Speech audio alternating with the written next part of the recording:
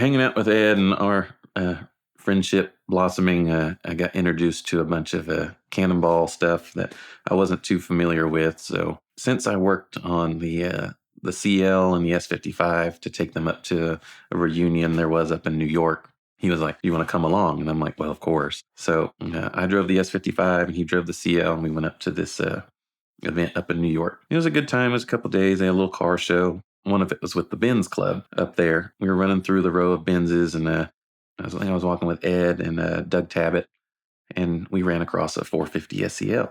And Doug was like, one of my let go cars, or one I always wish would have happened was a 6.9 that one of his clients had.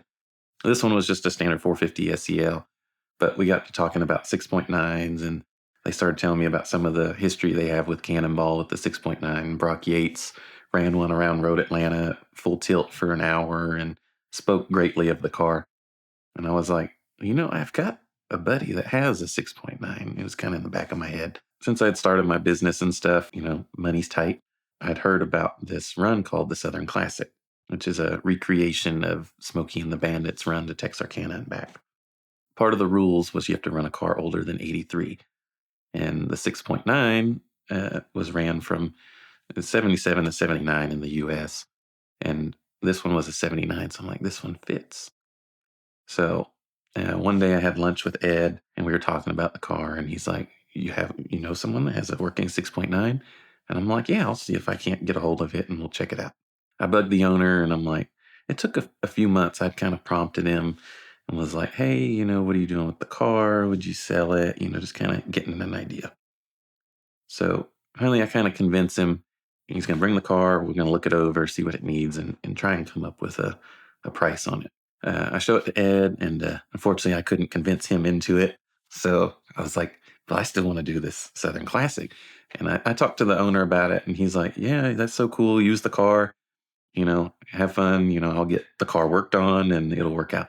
And then we kind of talked about it, and I'm like, "It's probably not a good idea to use someone else's car in case something goes wrong on this trip." So I'm like, "Let me just buy it from you." So I had to kind of scrounge up all the money I didn't have, and I was like, I want to do this, as us car guys don't make sound decisions when it comes to these things. I ended up buying the car, and within, I think we were about 2 weeks away from the event, and I just started ordering everything. I had rebuilt the brakes on this car a few years ago, and then it still needed a ton of work because he drove it, I think, 13 or 1,600 miles over the last 15 years. So he didn't do a lot of work to it. He didn't feel the need to. So all the suspension was super sloppy. All the bushings were gone. And I'm like, if I'm going to drive this thing, at high rates of speed, I got to do all this. So I start ordering everything for it. And what comes to find out is nothing was available for it. So the 6.9 has a bespoke hydraulic suspension that they don't really support anymore. So can't get parts specific to that. I couldn't even find valve cover gaskets. I could find one for the passenger side, but not the driver's side. It just doesn't exist. I had to order bushings at all kind of different parts of the country and so forth, but I was able to put it together. Me and one of my technicians worked on it for about a week solid, just putting everything together. And I drove it for a couple days as my daily driver just to give it a little bit of shakedown because the event was coming up. And it seemed good. So I found out my co-driver, his car wasn't going to make it that year. So I gained a co-driver, and I was just kind of going to wing it. And he's like, no, let's put on some lights and do this because he had run the event before. So we ended up using his car as a donor for this car and took all the lights out of it and plumbed them into this car, and last minute threw together some countermeasures and stuff to make this trip worth it. And then we went for it. The trip came up, and we started driving, and we quickly realized how inefficient the engine is at 5,000 RPM, as we averaged about 8 miles to the gallon. And we went through about 8 liters of oil for the whole trip. But we averaged a speed of 103 miles an hour, a moving average, and we never shut the car off the whole trip. And the reason this was is because at about 110, its old school vacuum controlled automatic climate control would run out of vacuum at about 110 miles an hour. So the heat would shut off, You'd have no heat. I mean, it was like 40 degrees outside, so you'd be cold. It was noisy, and so we're just like, when we come to a stop for fuel, we'll just leave it running so that the heat builds back up. So that's what we did. And the car went 13 hours, 42 minutes without being shut off at all at 103-mile-an-hour average. We actually hit a top speed of 140 on the GPS.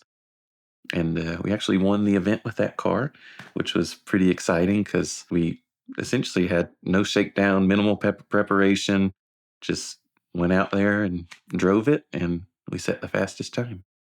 So I also have to add in a lot of thanks to my co-driver. It all just the whole trip just fell together. Like, he had another car.